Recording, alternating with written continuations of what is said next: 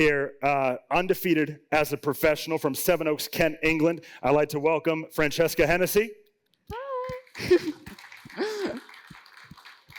On the opposite side is one of the most popular boxers in this country. He holds a record of 25 victories with only 3 defeats, and 24 of those 25 wins coming by way of knockout. From Ilford, Essex, England, the former Commonwealth, the former European, and the former WBO Intercontinental Light Heavyweight Champion.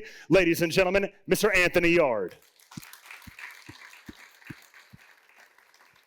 And now the main event, the two individuals who are headlining Saturday night, the names at the top of the bill. First, I would like to welcome from Hackney, London, England, with a record of 25 victories versus just 3 defeats, and 18 of those wins coming by way of knockout, the former WBC Intercontinental Super Lightweight Champion. Please welcome Ohara Davies. And his opponent on the other side of Ben Shalom, he is one of the fastest rising stars in boxing at just 22 years of age, undefeated as a professional with 11 victories, 8 of which coming by way of knockout. From Slough, England, please welcome the former European Super Lightweight Champion, Adam the Assassin Azim. I'm going to come to Francesca Hennessy first. Francesca, 19 years old, correct? Okay, 19 years old, and you are already becoming one of the fan favorites on Sky Sports and NBC. What does that feel like? Is that almost surreal to you, or did you anticipate this happening? I mean, it is all surreal, really. I'm really grateful for the support I get and the love I get showed. Yeah, I'm just really grateful to be in this position. Now, beyond your obvious skills as a boxer, you're undefeated, but you have a lot of fun with the sport. You dance to the ring. You're a show woman, I guess, for lack of a better word. Is that just your personality? Does that help you loosen up for the show? Does it help maybe diffuse tension? Why are you like that? Do you know what it is? I think even in the gym, Brad will tell you this, I'll be dancing, I'll be joking around. I just think it's such a hard sport. You've got to be a bit lighthearted about it sometimes. Even the dance to the ring, you know, it calms me before I'm about to go in there and have war. Now, you're still early in your career. Can we expect the dancing and the personality throughout? Yeah, definitely. That's just me. Honestly, that's not put on. As I said, I do that in the gym. It's just my personality. If I hear music, I'm ready to dance. Now, it was a topic of conversation, actually, at the session that BOXXER was a part of earlier with Vidal Riley and Caroline Dubois. But women's boxing is growing. Over the past few years, we've seen it on a level that's never been before. Yeah. Giant fights, pay-per-view level fights, sold-out arenas, massive distribution. We're at Leaders Week London. Where do you want to be in the industry as it pertains to women's boxing, and where do you think you can help take it? Do you know what? I want to go right to the top of it, and I don't want to just be known for how I perform in the ring. Obviously, that's a big part of it, but I also want to be known for how I am outside of it and what I represent. So, yeah, I'd like to be known for how I am inside and outside of the ring.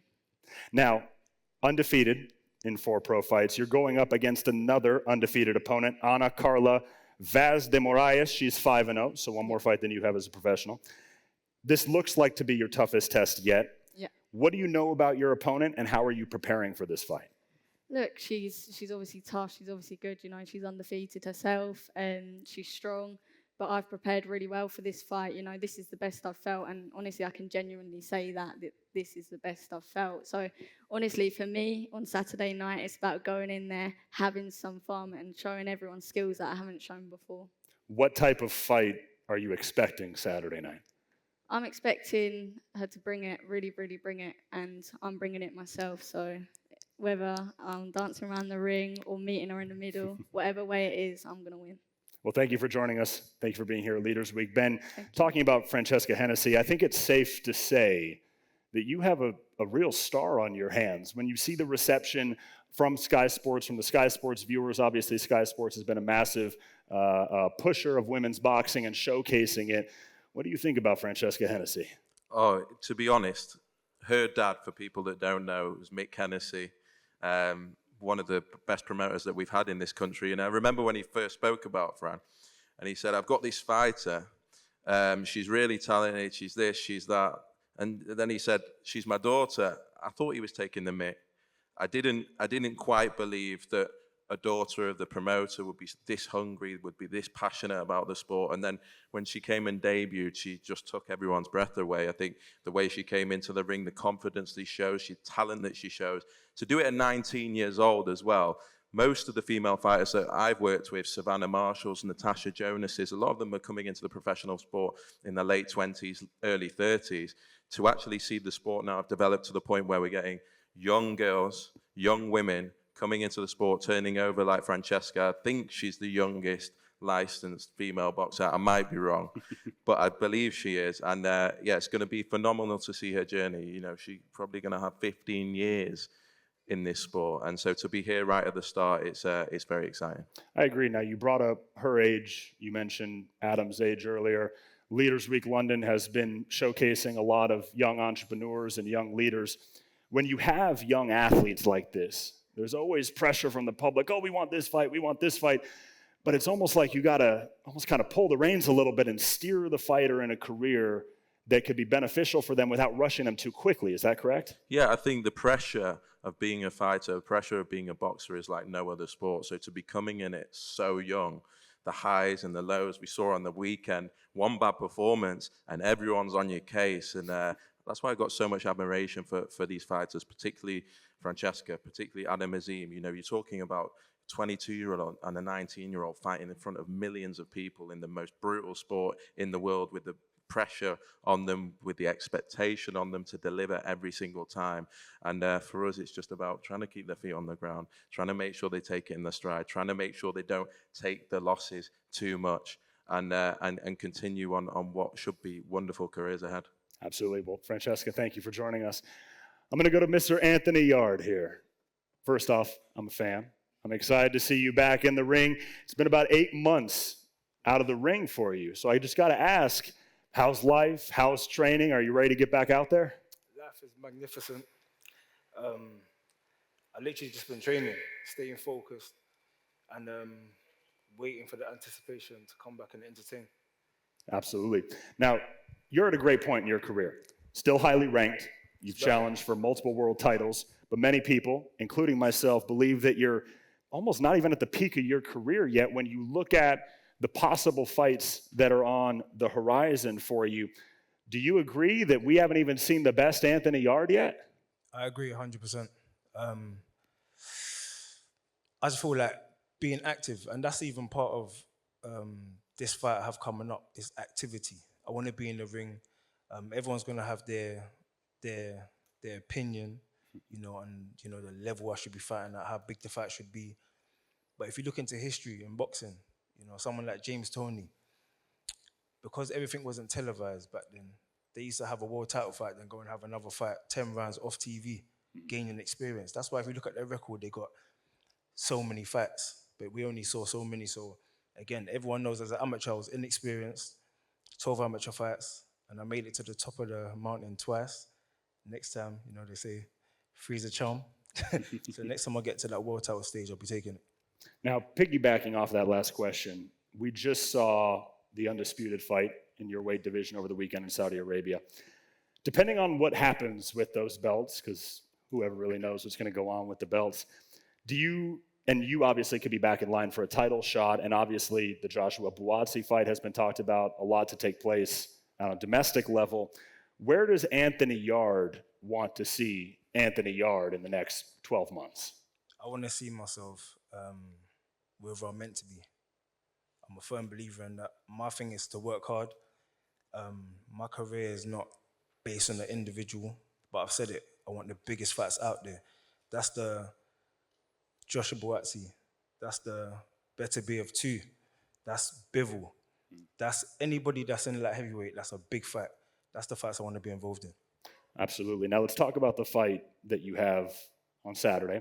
You're facing Rolf Wilkins, a former WBC international light heavyweight champion. He just has 1 defeat in 18 pro fights.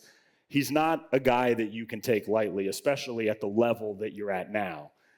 And a potential, what they call a banana skin, as you look to set up another world title shot, how are you looking at this fight on Saturday? I take this fight like as if it's a world title fight. I don't take no opponent lightly. And the way I see it is, from what I'm hearing, he's top 15 with the WBA. Decent record. I don't care if he had 100 losses on his record. I'm going out there 100%, trying to, do what I do, entertain the fans, win by knockout. What can the fans expect from Anthony Yarde on Saturday and moving forward? Lots of excitement. So get your tea, get your biscuits, get your popcorn out. The main event, again, fantastic fight. But I'm here as a filler. You need some entertainment before the entertainment. That's what I'm here for. I love that. And I know the fans are going to enjoy it on Saturday. Anthony, thank you for joining us. Ben, again, you have a star on your hands and a possible world champion. He's looking for massive fights. What do you want to see from Anthony Yarde? Look, I just think I speak for all boxing fans when I say it's just great to see Anthony Yarde back in the ring. We don't have many superstars, genuine stars that can capture the imagination of mainstream sports fans. And Anthony Yarde is one of them. So to see him on the platform Sky Sports is incredible. He's actually got Ralph Wilkins here, who's a lot tougher than people are saying, coming off the back of a very good knockout win. And I want to see Anthony perform. I want to see the Anthony Yarde that, as a fan, I love to watch. And he's at the Copper Box near his hometown, and he'll want to put on a massive, massive performance. We know what fights are beyond this one. We know the big nights are to come, but this is about getting him back in the ring and putting his name in lights and showing what the fans they've been missing. We talked about the Riyadh season card on Saturday, undisputed fight we saw. The light heavyweight division is right now probably the most exciting it's been in quite some time. Where do you see Anthony Yarde fitting in to that light heavyweight scene? Look, he's been, as he said, to the top of the mountain twice already. And taken on the very, very toughest tests. I think now, obviously, we love that BOXXER Yarde fight. I know that's the fight that the fans want to see. I know that's the fight that have been calling for, but until it's made, it's not made. And he needs to put in a performance on Saturday. Josh has just won the WBO interim title, so it can be for that title as well. But he'll have his own ambitions. He wants to fight for another world title. He wants to become another world champion. And in this country, as you said, light heavyweight division, we've got another massive fight on the card between Dan Aziz and Louis Edmondson. There's Josh BOXXER, there's Ben Whittaker, there's Anthony Yarde, all in the domestic light heavyweight scene. And this is the place to be, and this is where the big fights are going to happen. And I'm delighted to see him here and delighted to see him in the ring on Saturday night. He's an exciting addition to the card. Anthony Yarde, like he even mentioned, he's someone that can come into a card and bring excitement and bring showmanship and bring energy to the crowd that's there. What can the fans, in your perspective, can expect from Anthony Yarde on Saturday? They can expect a showman. And as I said, there's not many fighters, if any, in that light heavyweight division that can fight the way Anthony Yarde can fight. He's a superb talent. And when we talked about earlier, how can we take boxing to bigger audiences? How can we get new fans into the sport? You do it with stars that fans can relate to, and I think that's Anthony Yarde's job on Saturday night is to make a performance that will engage not just the boxing fans but the wider sports audience. And I think it comes off the back of Arsenal. I think we're going to have a huge audience coming into Anthony Yarde, which is his team, and I expect him to do the business. Fantastic. Well, Anthony, thank you for joining us at Leaders Week. All right, now let's talk about the main event. And we are picking up off the heels of the last time Ohara and Adam shared a press conference. It got a little spicy, I guess, for lack of a better word. So we're going to pick up right off the heels of that. Ohara Davies, first off, welcome to Leaders Week. Thank you so much for joining us. Jumping right in a lot where the last press conference picked up or left off, you've been critical of Adam's team and Adam's promoter. There was a lot of anger and animosity at the last press conference. Where does that stem from? I don't know. I'm just tired, I'm actually tired. Like, honestly talking, I'd rather be at home than be here talking to these people here because, listen, I'm a boxer. All I want to do is go to the gym, train, and then go fight. But I have to do the press conferences and then the media workouts and talk to all these people and have the cameras in my face. Like, I only got into boxing because I don't want to do this. I only got into boxing because I'm not fit for the whole corporate world, job interviews and meeting new people. I'm not good at that. That's why I got into boxing in the first place. And then I box, I become pro, and look where I am. In front of all these people talking. And it's actually long because I would actually rather be at home right now playing FIFA or playing Fortnite or playing the new Call of Duty. But no, I've got to be where I don't want to be. I'm tired. I'm fighting in about 3 days. And I ain't only talking for myself. I think all these fighters don't want to be here. I think all these fighters don't want to be here. But it's just something we've got to do when you box. You know, when you box and you make it to a certain level, you've got to do this stuff. But I actually don't like it. And it's how many people feel, but they just won't say it. But I just don't really care anymore. I really don't care what you guys think of me. And this is why I just say what I want to say. And I speak my mind. And, you know, that's probably why I ain't got no sponsors too at the same time. Well, Ohara, I want to. Too much. One, I appreciate the honesty. Two, I apologize. That won't be my last question. I'm going to come back to you, so apologies. Adam, I guess back over to you. Did you feel that animosity at the last press conference from Ohara? Is that reciprocated on your end at all? You need the mic? Yeah. To be honest, look, that's his own opinion, you know, with obviously the media stuff. That's up to him, do you know what I mean? He's been through that. Obviously, for me, I was just here to do the press conference. I'm here to obviously show what I am, who I am, and obviously I'm still learning the game, so this is something new to me still. Do you like the press conference, the talking, maybe a little bit more than Ohara does? Or do you feel the same? To be honest, look, I just want to be home watching my boxing, but I have to do this, and it's part of the journey. But yeah, look, I'm very happy to be here. You know, all praise to Allah as well.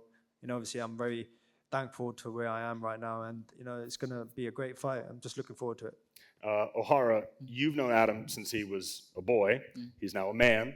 Have you been impressed with what you have seen from him so far as a pro? I was watching him last night. I think when you fought Arfan, the speed, I was like, damn, this guy is good. I watched him for the first time last night. I ain't gonna lie. I never watched him before until last night, and I've heard Which fight were you watching? No, Which fight were you watching? Arfan. Which one? I think that's your Him. third fight, 3 fights ago. That was all right performance, but I'm much better than that. Listen, the speed, everything was good. The sharpness, the timing, and I'm like, damn, I'm in a very hard fight this weekend. Yeah.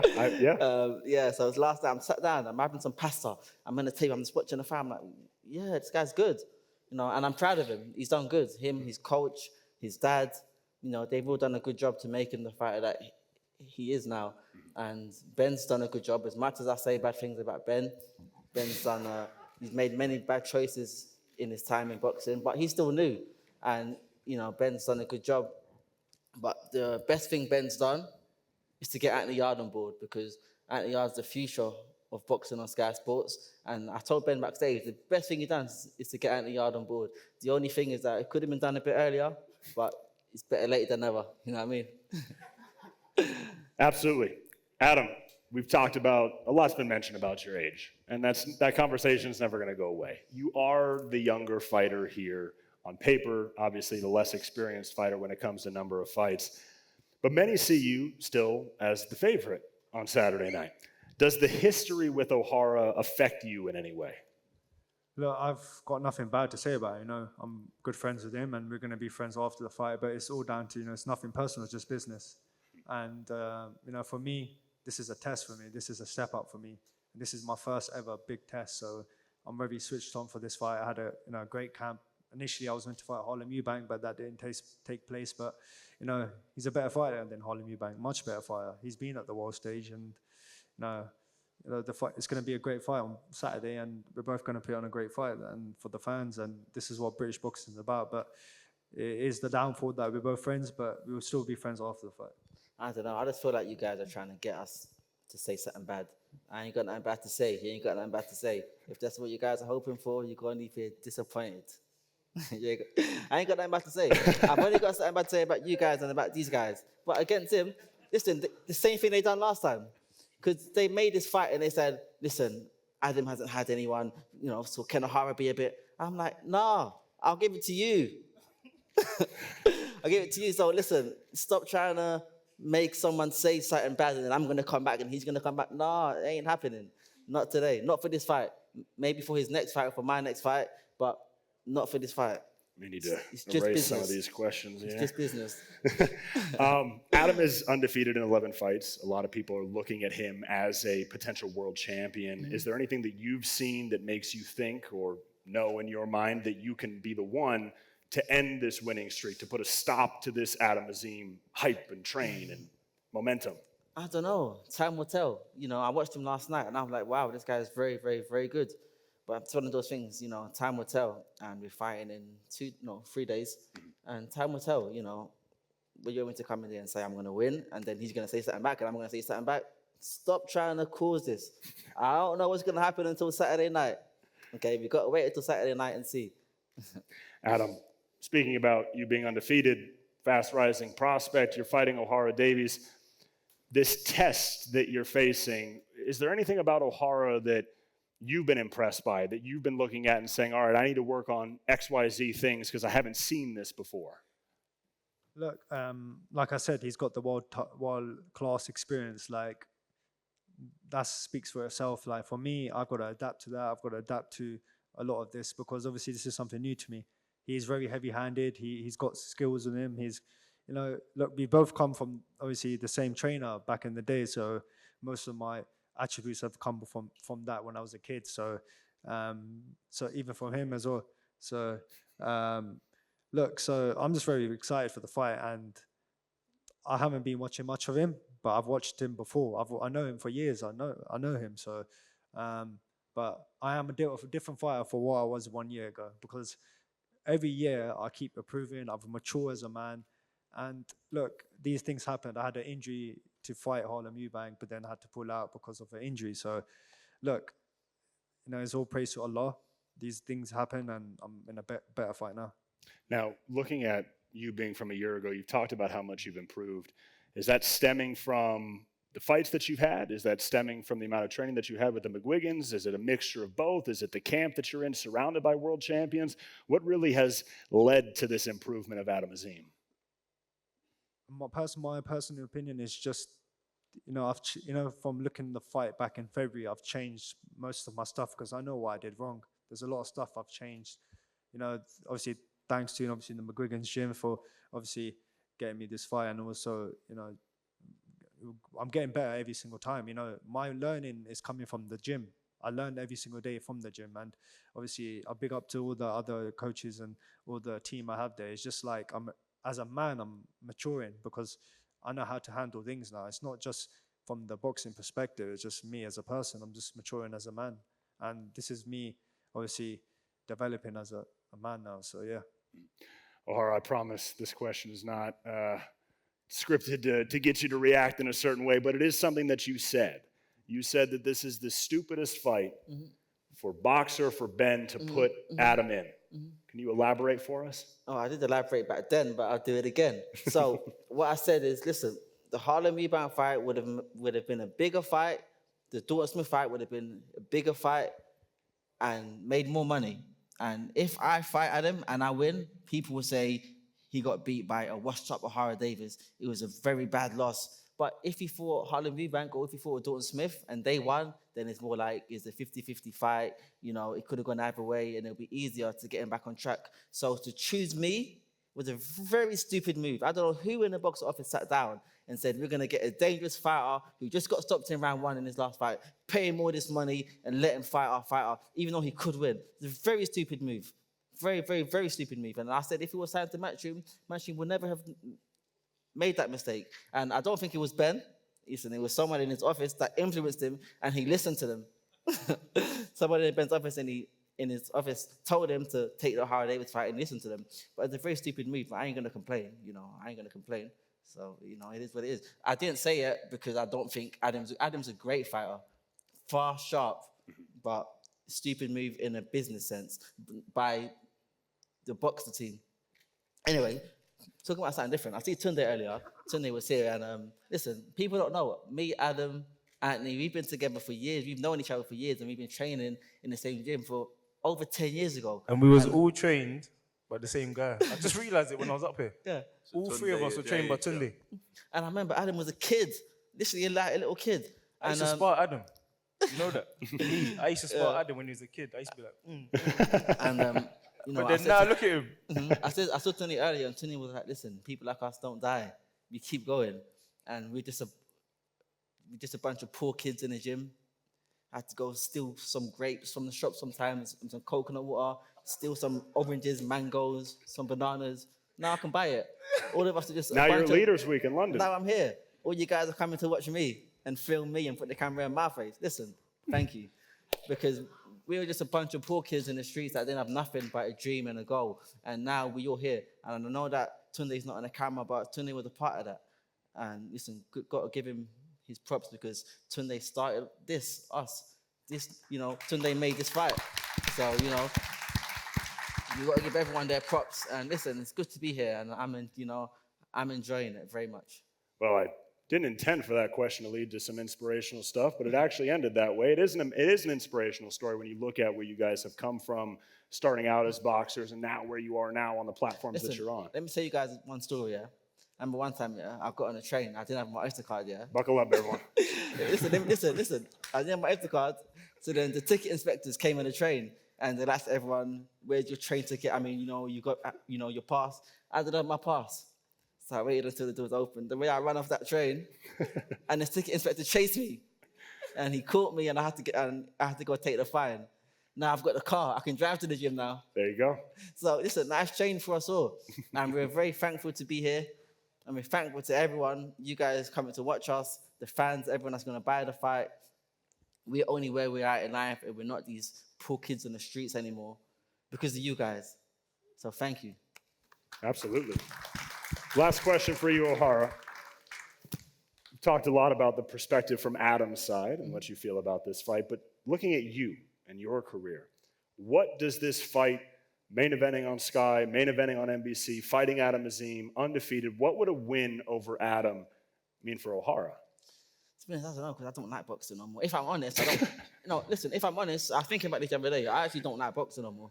I actually don't like it. Like, the passion I first had for it when I first, the first time I turned pro, I loved it. And yeah, you do this. No, I really don't care now. And I've been boxing over 14 years now, and it's been the same routine. Have you been doing the same job for 14 years? No. How long have you been doing this? A couple years. And I'm sure after 14 years, you'll be tired. You're thinking, listen, I'm tired. Listen, I've been doing the same thing for 14 years. I've been living the same lifestyle. I ain't been able to have no cake. I ain't been able to drink no alcohol. And listen, I'm very bored of this right now. I'm very bored of the whole boxing thing, which is why I'm here just saying what I want to say, because I'm very bored of it. I've done this so many times. I've had the conferences so many times. Before you was doing this, I was doing the conferences. Before you was on Sky Sports, Ben, I was on Sky Sports. Before anyone was before all you guys were here coming to film, I was doing the boxing. I've been doing this a very long time, and I'm very bored of it now. So when you ask me what is it going to do for me, I really don't know, and I don't care. I really don't care. For me, it's just another fight, man. But I'm very tired of boxing. I'm actually very, very, very tired of it because... Well... Listen, Anthony's been doing boxing the same time as me, and Anthony's not tired of it. No, listen, you've been... When did we meet? We met in 2011. Yeah. And then we went Vegas with Tunde. Mm-hmm. The journey's been amazing. So when I walked in the gym, Ohara was the man. Mm-hmm. He was the only one that could skip like Floyd Mayweather. So I said, I need to learn that ASAP. And Ohara was beating up everyone. And then was with same amateur coach, Tony Cisse. The journey's been crazy. And then I met Adam when he was how old? Like 14 or something. Younger than that. 9 years old. Imagine. And I sparred him when he was like 13, 14. That's mad. All right, well, then I'm going to ask you, Anthony, what are you expecting from the main event on Saturday? I'm expecting a very, very good fight because I know Ohara very, very well. And again, I know Adam. And I don't know if everyone in the public thinks this is going to be an easy fight for Adam, but it's going to be a good fight. And I feel like that's why I said I don't mind sliding in as a bit of entertainment. Because you'll warm everybody up. It's a serious fight. I think it's a very, very good fight. Now, go ahead. Obviously, I know public think it's an easy fight, but I've been taking this fight really, he's a world champion. That's what I've been doing. I know he's a good friend of mine, but I've been taking this fight as a world champion. So, I know mentally this is a really hard fight, and I've got to be switched on. That's it. But no, all respect to Ohara as well. Adam, you can actually hold that mic. I want you to. Last question for you, Adam. Wait, I asked one more thing. Before, I am very focused because the whole week I've not been on my social media. He's got a trap phone. I've got a trap phone. No way. What year is that phone from? Nokia phone. You see this? Is that a Nokia? This is the key to be focused. Have a Nokia phone. Stay away That from social media. belongs in the museum, but Yeah. it turned you out for social media. That means the Just- preparation's I been don't do it, focused. man. It's got to be on the Nokia phone. You know? Adam, I asked the same question to Ohara. What does this win for you represent? Main eventing on Sky, main eventing on NBC Peacock, global distribution. Everyone's going to be watching Adam Azim, Ohara Davies. There's background between you two. What does this fight mean for you? It's a big, massive win for me. If you know, look, it's a massive step up for me, and you know, all praise to Allah. You know, anything can happen, and you know, wherever the right way is, it has to be. Absolutely. Listen, Ben? this fight for Adam, if Adam wins this fight, this is like the equivalent of when I fought Derry Matthews, you know, the first big fight, you know, and if he wins this fight, you know, the world's his. The world's his if he wins this fight. Absolutely. Ben, to close with you, what a fight this is. A lot of storylines surrounding this fight and history and experience differences and an age gap and everything like that.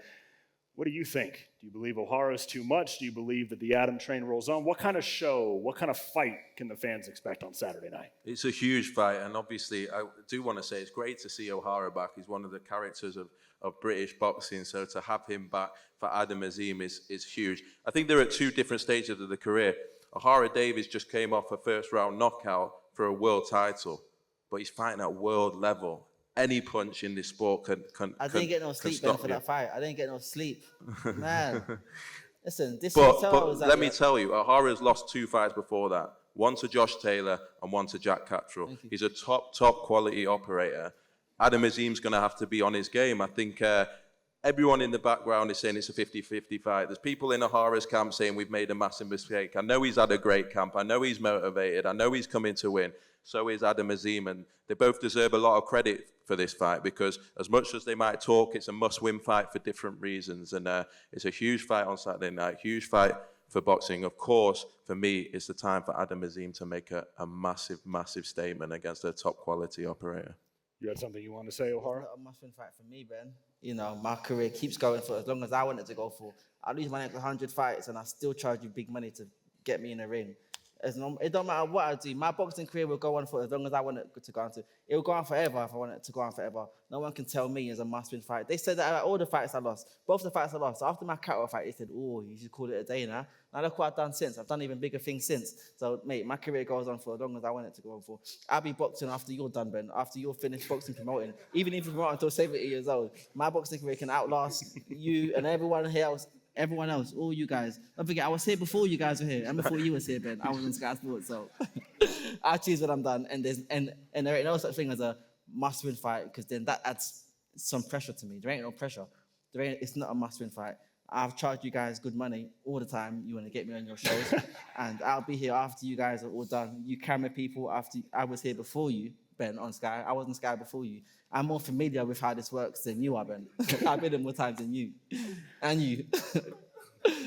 So, yeah, you know, it's not a must-win fight. All right, ladies and gentlemen.